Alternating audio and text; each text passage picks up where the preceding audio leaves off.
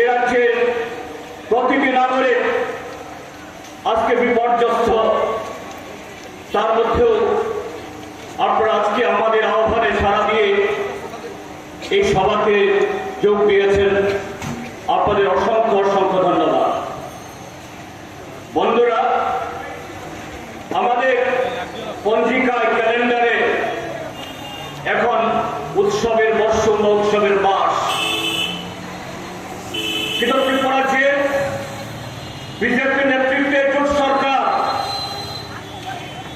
শুধু এই মাসটাকে না, আমাদের প্রায় প্রতিদিন যাচ্ছে এটাকে একটা দুর্যোগের মাস, দুর্যোগের দিন হিসাবে আজকে পরিণত করেছে।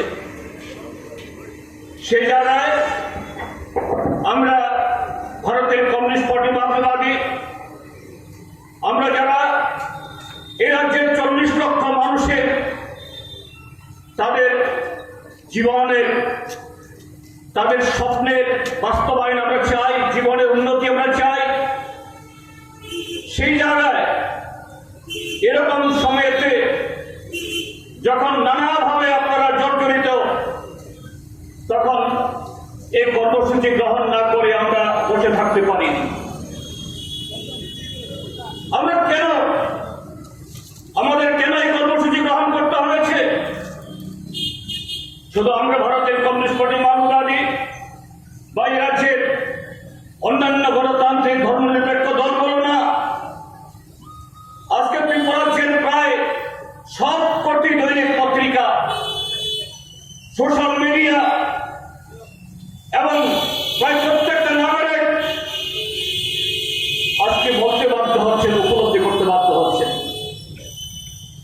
আমি গত 6 বছরের বা গত 2023 মার্চে দ্বিতীয়বার বিজেপি সরকার আসার পর তার পরিসংখ্যানের কথা বলছি না, আমি শুধু গত 6 মাসের কথা বলছি। গত 6 মাসে এ রাজ্যে 50টির বেশি খুন হয়েছে। তার মানে হলো প্রায় প্রতি মাসে 8-9 জন করে সেখানে খুন হচ্ছে, এবং সেই খুনের একজন আসামে ধরা পড়ছে না। নামকে আসতে কোন আসামে ধরা পড়লেও তাদেরকে 2 দিন বাদে নগর থানায় এদেরকে গ্রেপ্তার করে তাদেরকে ছেড়ে দেওয়া হয়। একই ধরনের গত 6 মাসে আমাদের রাজ্যে 1300টির বেশি ঘটনা ঘটেছে নারী এবং শিশুদের উপর অপরাধ। সেখানে র্যাপ, গ্যাং রেপ, তারপরে তার মৃত্যু, অপহরণ, আরো নানা ধরনের ঘটনা। এবং যখনই কি হত্যা, কি ধর্ষণ, কি অপহরণ বা ডাকাতি যেখানে ঘটনা ঘটছে, নামগুলো বেশি আসছে শাসক দলের দেবতুল্য কার্যকর্তারা। আর যে মাত্র সেই দেবতুল্য কার্যকর্তাদের নাম কোন এফআইআর রিপোর্ট হয়, পুলিশের তদন্তে প্রকাশ পায়, পুলিশ আর 1 কদম এগোতে পারে না, তাদেরকে এগোতে দেওয়া হয় না। অপরাধের বিরুদ্ধে কোন ব্যবস্থা সেখানে গ্রহণ করতে পারে না।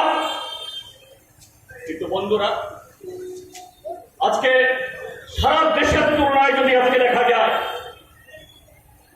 আইন শৃঙ্খলা রক্ষা করার জন্য, মানুষের জীবন মাল রক্ষা করার জন্য আরক্ষা প্রশাসন দরকার, পুলিশের নতুন ট্রেনিং দরকার।